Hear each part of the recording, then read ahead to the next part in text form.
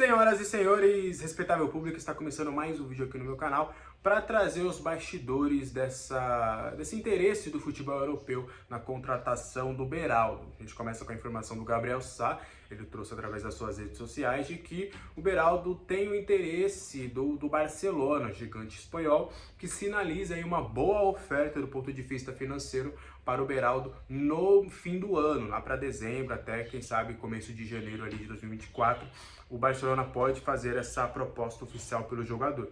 E aí eu fui entender em que pé está essa situação, a situação do São Paulo, o staff do jogador, como é que pensa o próprio atleta, o que ele imagina para a sua temporada de 2024, e a gente vai destrinchar um pouquinho sobre todas essas situações.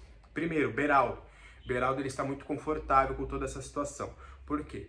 O Beraldo ele entende que hoje ele é titular do São Paulo, ele batalhou muitos anos e se imaginou nesse momento sendo titular em peça importante do São Paulo. Ele entende que mais um ano no futebol brasileiro não seria maléfico para ele, muito pelo contrário, pode ser positivo, porque é a primeira temporada só dele como titular do São Paulo, então ele pode ir por uma segunda temporada de maturação, ele fica perto, fica próximo também do técnico Fernando Diniz, da seleção brasileira.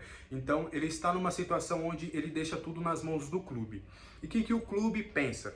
Quase a mesma coisa do Beraldo. O São Paulo entende que o Beraldo ele precisa ser a maior venda da história do futebol brasileiro para um zagueiro.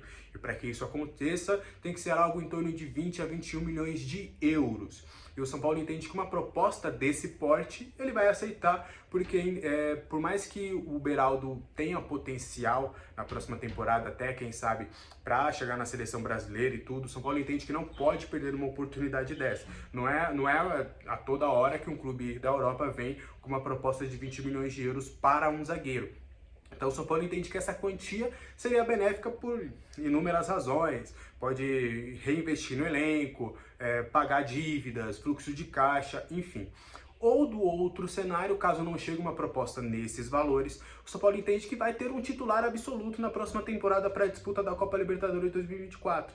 Então, em todos os cenários possíveis, o São Paulo entende, inclusive renovou o contrato do Beraldo, muito para ter ainda mais conforto nessa situação, de que em todos os cenários ele acaba saindo ganhando. Ou ele vende um zagueiro por um valor astronômico, que vai ajudar nas finanças do clube, ou ele terá um grande jogador, um titular absoluto no seu elenco para a próxima temporada, visando a Libertadores da América. Então, é esse o cenário da diretoria do São Paulo. E a gente vai começar a falar sobre os interessados no Beraldo.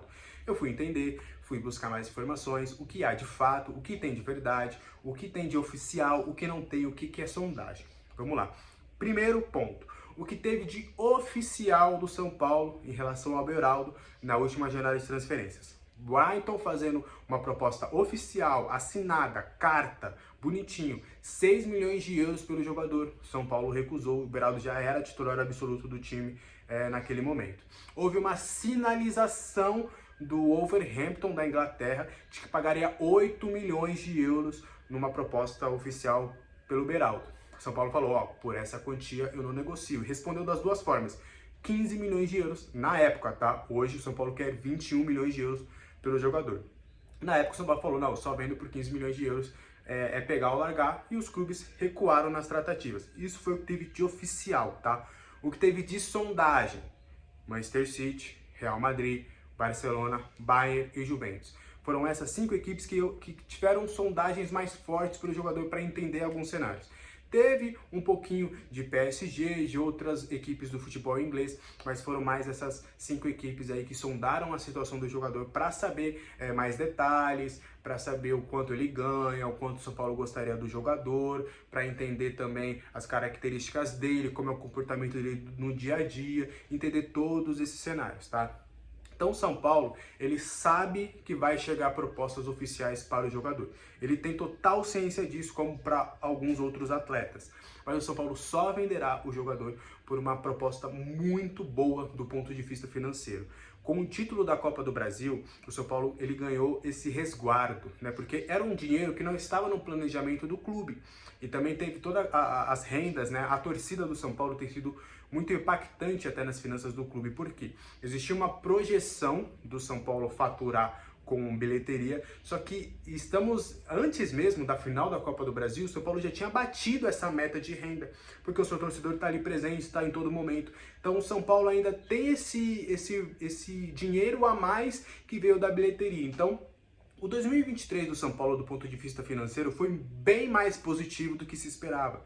Então, com essa quantia a mais, o São Paulo entende que agora não precisa mais vender seus jogadores, vamos colocar a preço de banana. Por exemplo, como aconteceu com o Gabriel Sara. O Gabriel Sara, na época, ele foi vendido por um valor onde o São Paulo sabia que o jogador valia mais, mas que não tinha outras propostas e precisava vender naquele momento porque estava à beira de ter mais complicações financeiras ali. Então acabou vendendo o Gabriel Sara por aquela quantia, só que agora o São Paulo sabe que ele está bem resguardado do ponto de vista financeiro, que não precisa mais cometer esse tipo de loucura de vender um jogador por um valor menor do que ele sabe que vale para pagar as contas. Então é esse o cenário todo do Beraldo. O Beraldo deve receber propostas oficiais na próxima janela de transferências, mas o São Paulo só vai vender o jogador por um valor muito